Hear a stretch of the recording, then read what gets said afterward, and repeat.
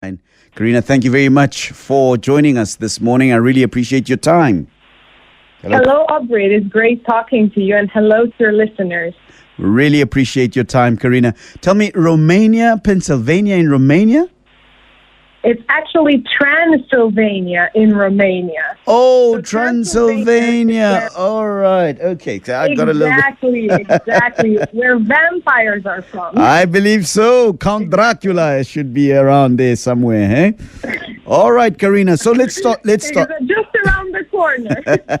Let's start off and try to get an understanding of what is a brand and what does KO by Karina Orchis stand for in that space.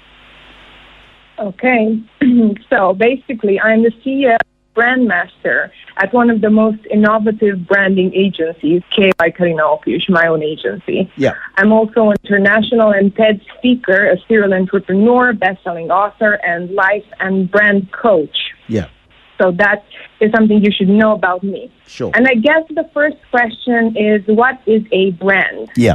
A brand is a person's gut feeling about a product, a service, or a company. And a well-crafted brand will always stand out even if the competition is fierce.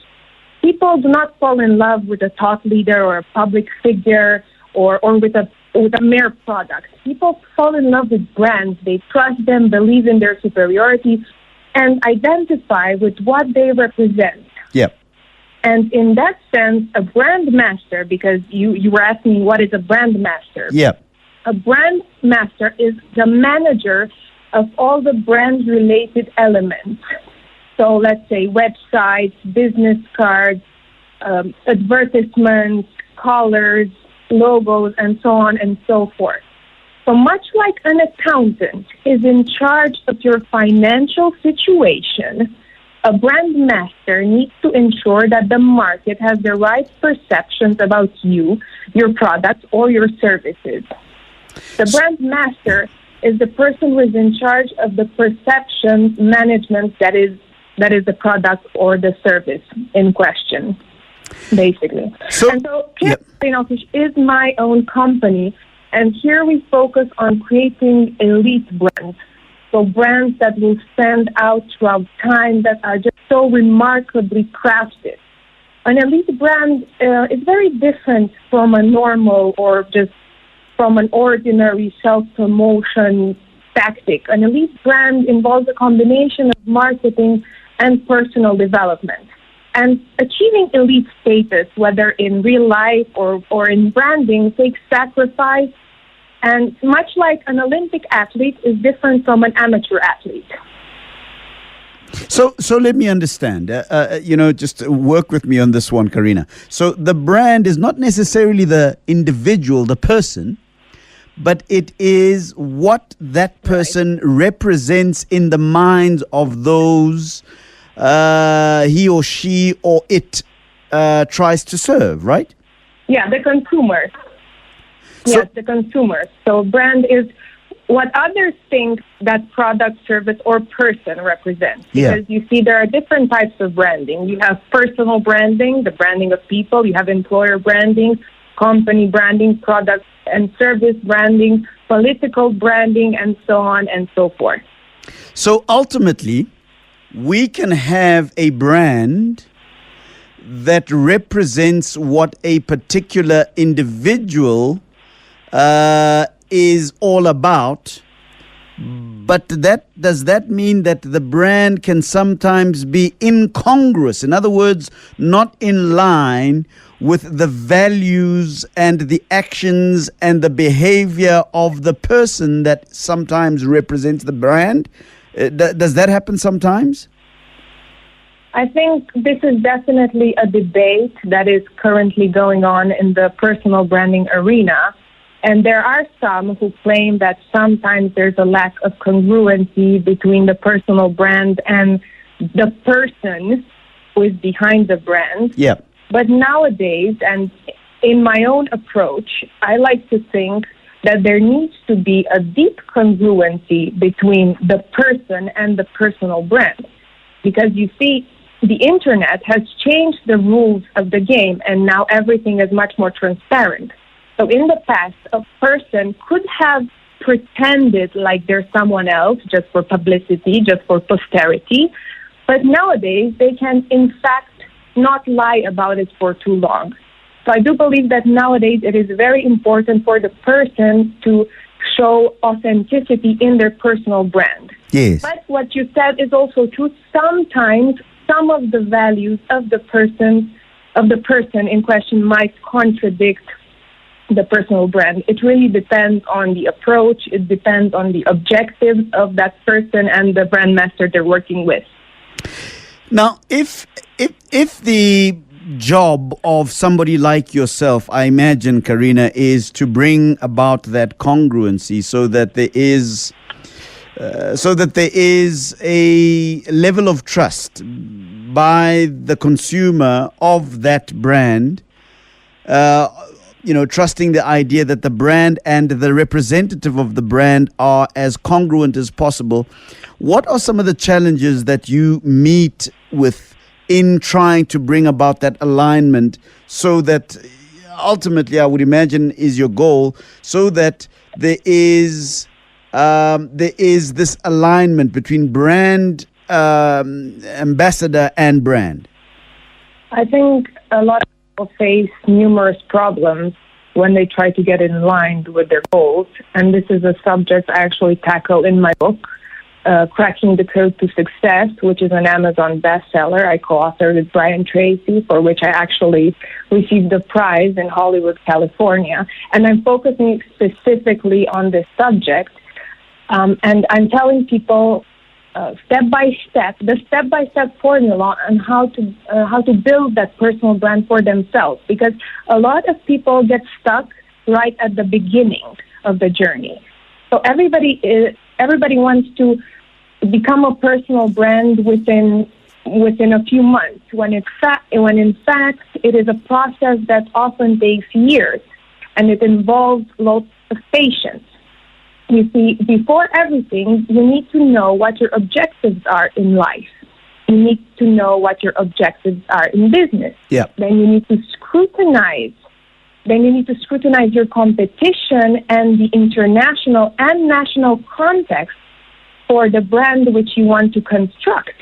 And only then, after you have a thorough analysis of the macro elements that are surrounding your brand, only then can you really start focusing on the process of brand building.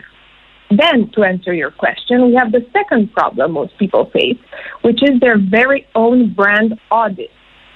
You see, it is very difficult to evaluate oneself. Yeah. And a lot of people face problems in this particular area. But it is crucial for the person to know their strengths, their weaknesses, what they do right, what they're doing wrong, how society perceives them, and what they're willing to sacrifice in order to meet those objectives. So you need to have the results of a clear audit in order to move to the next step. And only then you get to creating the strategy, and only then you start creating the brand identity. Now, the brand identity is the tangible part of the brand. You can see it, touch it, hold it, hear it, watch it move. The logo, let's say, is part of the brand identity. Yeah. But what most people will do, they will completely miss the first few steps I've just told you and go directly to, I'm going to create a logo. I'm going to create a website. And then they create the said logo and said website, and their strategy is just not working. And they keep wondering, but why I'm marketing so much? I'm investing all this money into all these marketing channels, yet nothing is working. Well, it is not working because the first steps were missed. 011-883-0702. Karina Orchards is my guest. She is CEO and Brand Master at KO by Karina Orchards. She is a brand master. And I'd like for you to give us a call and tell me, which brands do you identify with nationally and internationally? And do you think that the reason why those particular brands are so close to your heart is because of some of the strategies Karina is talking about, the issue of the brand audit, the investigation of the context in which that brand is going to live, whether nationally or externally, or the issues of the oppositions to that particular brand? Why does the brand that you love, that you trust, that you identify resonate with you? Give me a call. I'd really like to have a sense from South Africans as which brands do you believe mean some of the things that Karina has been talking about. 011-883-0702. So Karina, you just to step back a little, you're saying to me that the brand can be represented by a product. It can be represented by an individual or a person, yeah? But ultimately... Yeah, and actually that is some... Sorry, say again? Yes, I'm listening. So what I was saying, what I was asking No, is... listening. Yeah, what I was asking is, so the brand can be represented by an individual, a person, or it can be represented by a company. It can be represented by an idea, and all of the things that are then attached to that become the tools of the recognition of the brand, if I understand you correctly. At which point then... Yeah, that is... Sorry, go ahead. That is very correct. We have personal branding, as I said, political branding, company branding, employer branding, basically anything that needs to be congruent and coherent approach and needs to be sold to some sort of market will at some point become a brand. Now, the question I was going to ask is, do consumers understand that intellectually, or is it just an intuitive connection with that brand? In other words, do people who consume a particular brand understand it in those very technical terms, or do they just sort of have a feeling and therefore respond on the basis of that feeling? And what is the brand master's goal in relation to that? Well, I think it depends on the level of education from a branding perspective. So if you have a higher education in this specific area, of course you're going to know when you're facing a strategic crafted brand, and you're going to know someone is trying to brand themselves without really knowing what they're doing. Yeah. So it really depends on how used you are with the concept.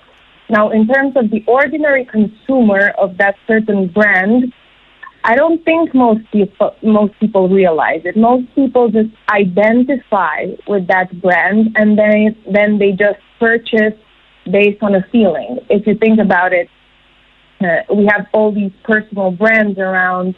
You have Oprah, you have Michelle Obama, you have J.K. Rowling, Dr. Oz, and so on and so forth.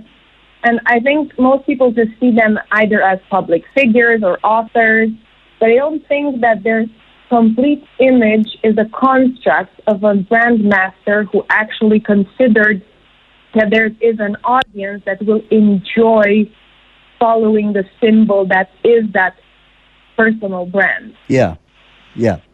So give me a call if you have if you recognize some of the some of the things that we are talking about between myself and Karina. Give me a call. I'd like to hear from you. But the question I want to ask you is: are there brands that you have resonated with, that you have decided are the kinds of brands that you are connected to, or for whatever reason?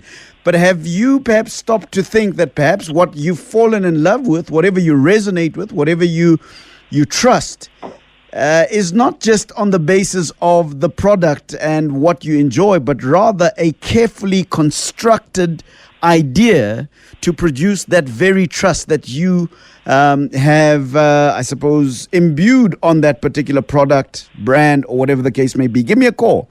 And are you feeling a little bit vulnerable like I am at the moment, Karina? You talk about some brands that I did recognize. I mean, people like Oprah. And you seem to be suggesting that it isn't just the fact that she's a lovable, nice person who is a broadcaster, but you're suggesting that there has been a process, a very well thought through process of creating a perception around her that has made her endeared, or has endeared her to those of us who love her. It is a very carefully constructed process, you say? I do believe so. But it is important to remember what I said in the beginning of our call. Yep. That in order to craft an elite brand, and we do consider Oprah being an elite brand, it needs to be based on authenticity. Yep. So I'm definitely saying that Oprah as a person is all of those things, but the business model, the way she conveys herself to the audience, the way she's portrayed in the media, her way of speaking, her way of sharing that story, I am pretty sure that a brand master of some sort got involved in that. And I'm sure Oprah herself is a person who knows how to manage her personal brand. Yeah. And what would that involve? And that is Sorry, go ahead. I'm listening. What I was going to ask is, what does that involve, the managing of your own personal brand? Does it mean that there is a way that you carry yourself? There are certain places you will go to and places that you won't go to. There are certain things that you will speak about. There are certain brands that you'll associate with and not associate. Is that part of the management of a personal brand? Yes, definitely so. And I am talking about this in my book and in my blog posts quite often. And it is very difficult for the average person to accept this reality. But the truth is, people are constantly judged by the company they keep, by the way they dress, by their education, the way they address other people, and people are evaluated based on their online image. So what they post online, what they share online, where they check in, what types of messages they write, how they end their emails, and so on and so forth. Like, when we meet a person, we immediately form an opinion of that person. Yeah. It happens in the same manner in the process of personal branding. So in that sense, if you do want to reach a certain status, let's say you're a coach, and so you want to start being appreciated as a well-established coach, you cannot behave like you're an immature person, for example. You cannot post certain pictures that you wouldn't want your mother to see. You cannot appear to be too arrogant or disrespectful towards other people's views. So all of these things are to be taken into consideration. Yeah. But this approach can be taken to the next level. So what I help some of my clients do is we look at their goals and their objectives, then we scrutinize the context of their country and of the society which they want to be part of, and we see their circle of influence and their circle of friends, and slowly and gradually there starts to form habits and behaviors that are more in line to where they want to be rather than where they are. Now, this is very difficult to do at first for most people, but throughout time they do manage to implement it, and they start being in the right circles from a branding perspective. Karina, I'm going to now bring you perhaps to a situation that is very real in my country here in South Africa. And it may be something that you deal with or not, but it is the process of trying to find a job, right? Many young South Africans are in the process of trying to find a job. And one of the things that we've discovered on this program is that the branding of the job seeker leaves much to be desired. And I don't know at which level of brand creation, brand mastery you work. But what does a person who is looking for employment do in order to create the kind of brand that would be attractive to a prospective job giver? How should they be thinking of themselves? What sort of documentation should they be producing in order to pique the interest of prospective employers? I think you're asking a very appropriate question for the times we're living in, no matter of the country. Yeah. And we are noticing nowadays that very many young adults face unemployment, which is obviously a problem. But then we also need to consider that in the future, a lot of corporations and companies will tend to hire people with personal brands. Because when you look at an employer who has invested in a personal brand, now I'm saying invested time as well as money, but time is also a currency in branding. So they invested time and money in the personal brand. You immediately know as an employer that that person is serious and that person takes their reputation seriously, because branding is highly correlated with managing one's reputation. Yes. And now in terms of what they need to do, there are certain steps that I would recommend any person wishing to find a job to take a look at. Firstly, if you've noticed, or you might heard in your conversations, numerous people who face unemployment, unfortunately, do not have a well-crafted reputation. So they would often say, "Oh, I don't care what other people say about me," or "I just want to be myself," or "I'm going to post those pictures online. It's not the job of the employer to see what I'm doing in my free time." And sure, that is fair from their perspective, but then again, they're also unemployed. And that is precisely because as an employer, you take into consideration all the aspects that encompass a person, not just their aptitudes. Yeah. So taking the aptitudes aside, you need to take into consideration, okay, but how does the image of this employee reflect on me? How do I feel as an employer when my employee posts, let's say, drunken photos? Yeah. How does that reflect on me? What happens when my employee writes rude comments on social media? How does that reflect upon me? So obviously, no employer wants to deal with all of those things. So the first step would be just clean their online platforms and image, and just delete all of the pictures that show them in inappropriate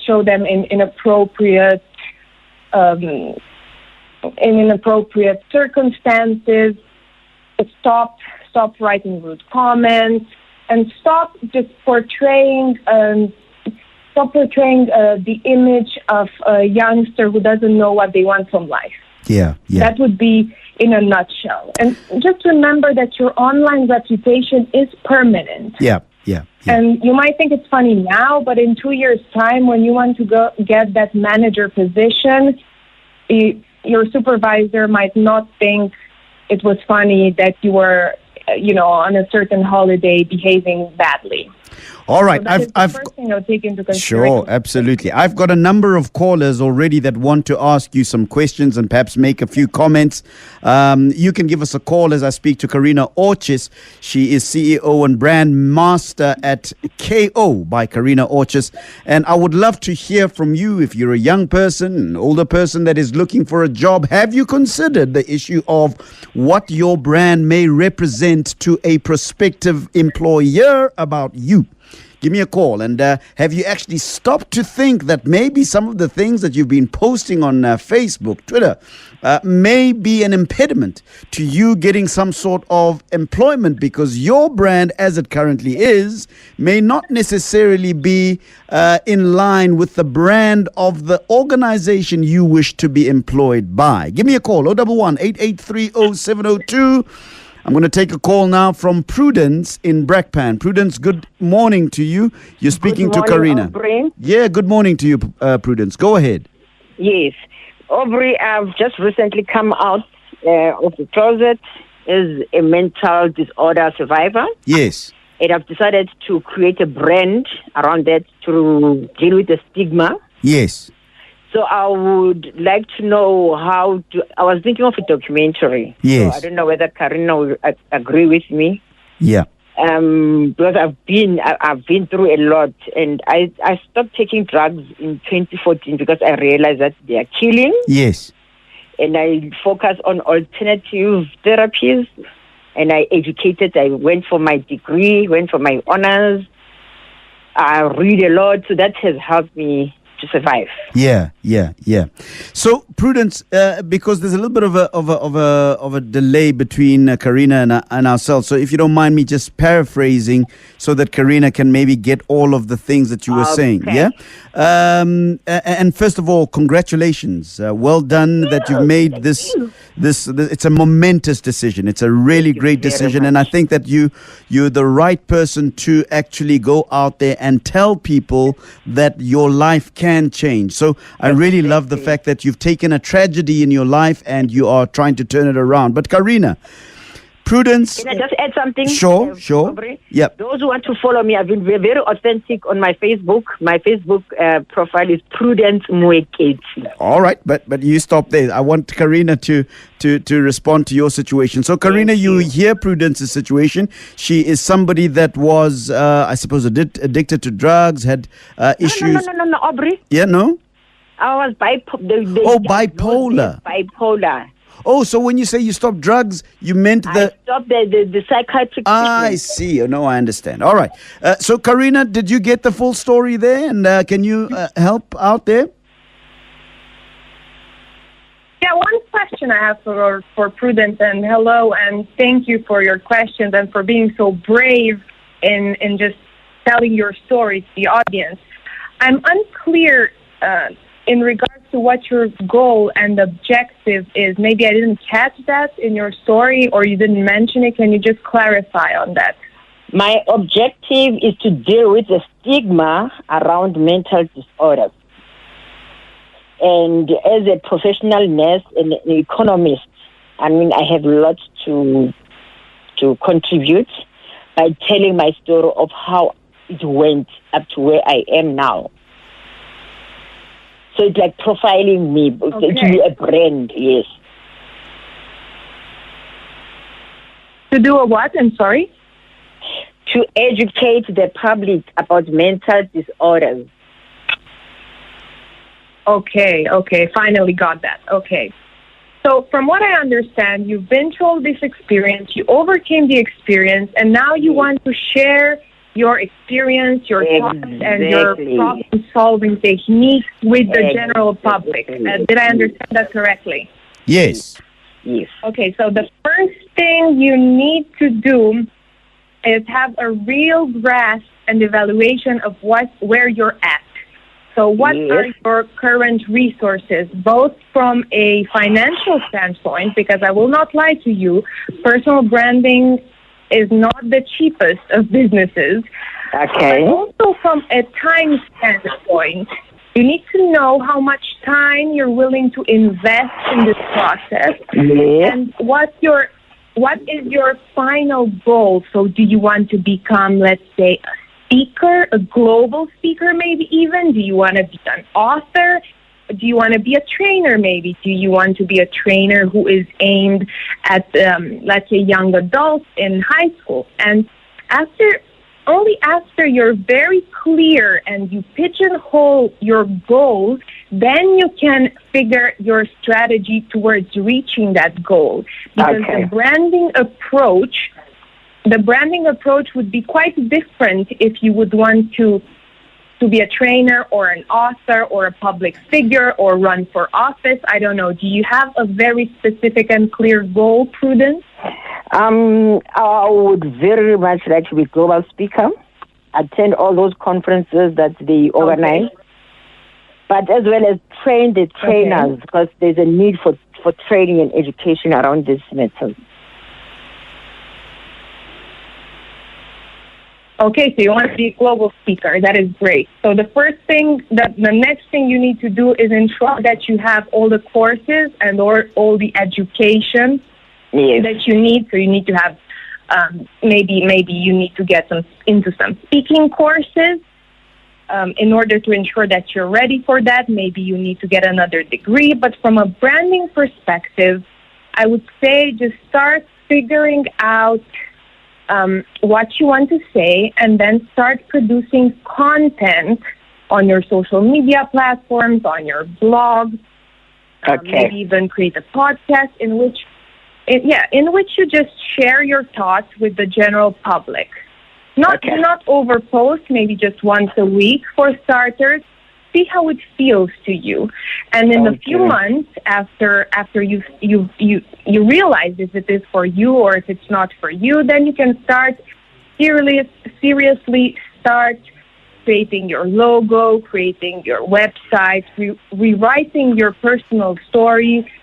And I think in your case, what would work really well is to share your personal story with the world. And explain to the world what you've learned from the experiences you've had, and just turn those into lessons. Prudence, I'm gonna stop you there, Prudence. But I think you're beginning to get a sense of what maybe some of the steps you need to take. Prudence in Brakpan. Thank you very much. Thank you very much for the call. Much appreciated. Simba in Melbourne, Australia. Hi, Simba. Go ahead. Hi, bro. Thank you so much. Hi, Karen. Karen, I have a Facebook page, my Facebook page, and I've got a brand name, which is Mukoma Masimba. I started this page just as a personal page because I've been learning a lot, especially from Braob 702, and I'll go on my page and share with other people. Then I now have a total of 6,000 friends on my Facebook. So I see this page is growing. Now, how can I maintain my page and also reach out to other people all over the world? Because most of my friends on my Facebook are only Zimbabweans, 90% where I come from. So I need now to reach out all over the world now. Well, what type of content are you posting? My content, most of the stuff that I post, I learn them especially from Braobs. That's just general lifestyles, religions, education. So it's more like it's an open page for anything. That's most of my content. I don't have a specific content. I can do general, anything. Okay, well, the first thing I would do in your case is maybe just narrow that down and don't post everything, but maybe narrow it down to, let's say, 10 to 20 topics. Because when you want to reach a global, when you want to reach a global audience and just gain more followers, those followers need to know why they're going to your page. And nobody wants to go to a page that has everything on it. So in order to actually start attracting more followers from more places from all around the world, you need to have specific topics so that people know and it becomes ingrained in them that when they want advice or when they want to learn something about that specific topic on which you're writing about, they should go to your page and not someone else's page. Do you see where I'm going with this? Yes, I hear you, Karen. And please, before you go, can you share your contact details? I would like to invite you to my Facebook page. All right, Simba, thanks very much for your call. Much appreciated. Karina, what's coming out very clearly from what you're saying is that those who would want to develop a brand, whether it's a personal brand, whether it's a business brand, need to think very clearly about the specific message they want to put out into the market and how they want to be associated. It appears to me that if we want to create brands, we can't spray and pray, as it were. What we need to do is we need to be a little more specific about who and what we represent in the marketplace, right? Exactly. And we're living now in a very interesting and different time. So in the past, you needed You needed to be a discoverer or a genius or a ruler to get your name on people's lips. But nowadays, through the power of technology and internet, you can reach any type of audience in any country all over the world on a specific topic. But that topic needs to be very specific in order for you to find your tribe. Yeah. I hear you. Somebody sends me a tweet. Sammy Matlaila says to me, Aubrey, these days there's an ever-growing trend of the youth who make home porn movies and posting them online. This is going to catch up with them later in life when they look for a job or business opportunities. And I suppose it goes back to the whole issue that you were raising, Karina, to say that you may think that something is fun, that it's innocuous or it's whatever at a certain stage in your life, without understanding that because you've posted it on this World Wide Web, it is now forever associated with you. And as Sami Matlaila points out, that there is a trend, especially here in South Africa, and I don't know whether it's true elsewhere, where people make porn movies. Talk to me about that and how that perhaps has, what sort of effects it has on one's personal brand. Well, to be honest, I think it is not impossible, but very difficult to change the brand, the personal brand of a person who has been stigmatized as a porn star or as a porn amateur or anything around that subject. It would be very difficult to change the brand of that person if that person wishes to become a well-known professional in any other field. And so what these youngsters do, they figure out that this is a way to make easy money and make fast money rather than, going through the whole corporate ladder in which they have to do long hours and wait their turn in order to be in charge and get that salary that they so wish to get. So what they do is they decide to get money now, but they don't realize that it takes a lifetime to build a reputation, and that reputation can be destroyed in 2 minutes. And obviously they do not know this. Yeah. It is not talked about enough, I believe. And so they're just making the decision based on the financial situation and on the context in which they have been brought up.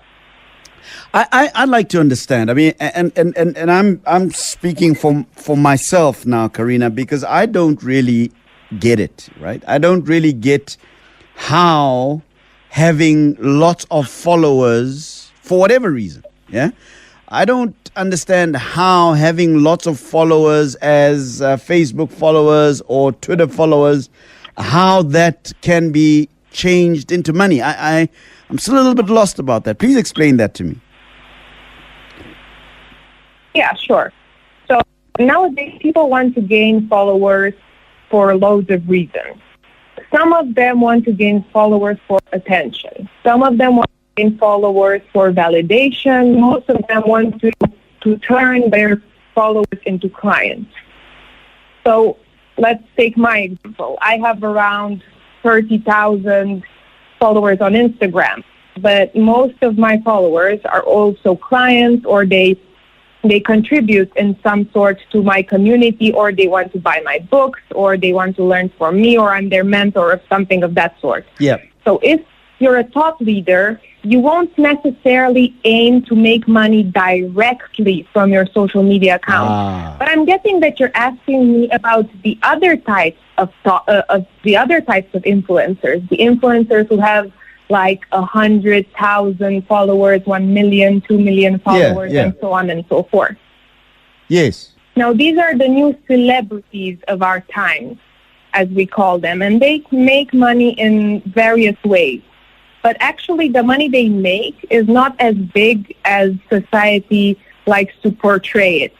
So there are several ways one can make money being an influencer. One of them is you can get paid on your viewership. So let's say YouTube will pay you because you have a certain number of viewers. Yeah. Then you can get paid from advertisers. So let's say an advertiser contacts you to endorse their product online. Yeah, yeah. There are very many different types of ways, and it depends on the influencer or the agency you're working with in order to reach that goal. Well, I have an SMS. Did I clarify? No, it does. It makes a lot of sense. Absolutely, I get what you're saying. So Lynn on SMS says to me, Aubrey, this is totally irrelevant to the South African context, and your guest is not aware of the demographics in South Africa. She is coming from the state's application point of view, says Lynn. And I suppose I want to ask the question about some of the principles that you've been talking about in brand development, brand mastery. Are they universal, Karina? In other words, the principles themselves, are they universal? And then I would imagine if they are, then you would then, drill down and then find the specific issues of the demographic that you're working in. But are they universal? And is Lynn perhaps correct by pointing out that because you are in Transylvania, Romania, you wouldn't have any understanding of the South African context? Well, I would hate to disagree with your client live, but I have to. Yeah. Because I have not only lived in Romania, I have traveled all around the world, and I have lived both in London as well, so in London, UK, as well as in the USA, and I have international clients. Some of them are actually South African. I do hold a master's degree in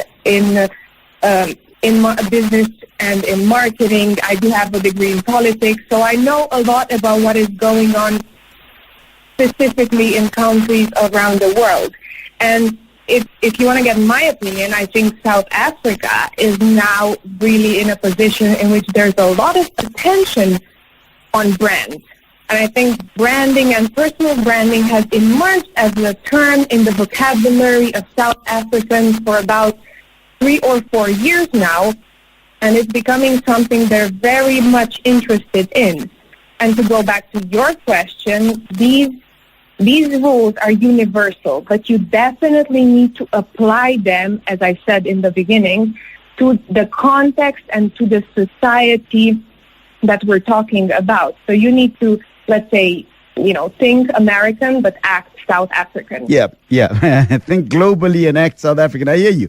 All right. So ultimately, you are saying to me that it really matters not where in the world you are if you are going to develop or build a brand, if you apply these universal principles that you've been talking about, but you do then at some point need to understand the specific context that you find yourself, whether nationally or internationally, depending on your goal. As you asked Prudence earlier, do you want to be a global speaker, or do you simply just want to be a South African speaker? And what exactly? So you are saying to me that it doesn't really matter which country the brand master comes from, if they use certain principles which are universal, they would be able to build that brand as you've done for some of your clients in South Africa. And do you could you name some of the brands that you've dealt with perhaps in South Africa?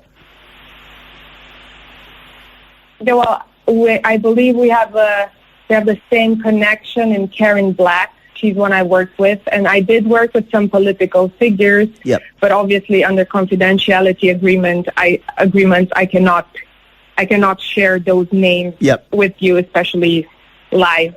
And as brand masters, we have a lot of confidentiality agreements with our clients because, let's say, public figures, but not only public figures, politicians, entertainers, authors, not all of them wish for the whole world to know that their story was actually crafted by a brand master.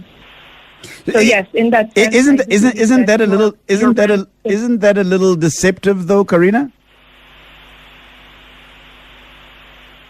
In which sense are you? So in other words, if some of the brands that we know and love whether nationally or internationally, would not want to divulge the fact that their brand, that which we love about them, that which we trust about them, has been crafted, has been deliberately crafted. Don't you think that's a little dishonest? Well, it depends on how you define honesty, because in today's society, very few little things are honest. You can even ask that about product labels. Yeah. About the chemicals that go into products. Are those honest or are those dishonest? When we talk about political debates, are those people honest or are they dishonest? Mm-hmm. What about different studies about nutrition, about business, and so on and so forth? What about international studies that show that a university is better than another university? So you take all this information with a pinch of salt, but at the end of the day, this job exists from the beginning of time. Even kings always had advisors. Was a king dishonest having an advisor? No, everybody knew that the king has an advisor. Yes. Karina, I've got to stop you. How do people get in touch with you if they want to continue with this conversation offline with you? How do they get in touch with you? Well, I would invite people to come to my website. So that's www.karina with a K, OCHIS, so it's karinaokish.com. And you can find me on Facebook, Karina Okish. You can find me on Instagram and on LinkedIn. You can find me on most platforms. But I would say definitely go to my website and then just shoot me an email at the address you find there. Karina Okish, thank you very much for joining us. I really appreciate your time. Thank you very much. It was great talking to you. And thank you for all the questions. Much appreciated. Karina Okish, CEO and Brand Master at KO by Karina Okish. KO by Karina Okish. KO by Karina Okish. KO by Karina Okish. KO by Karina Okish. KO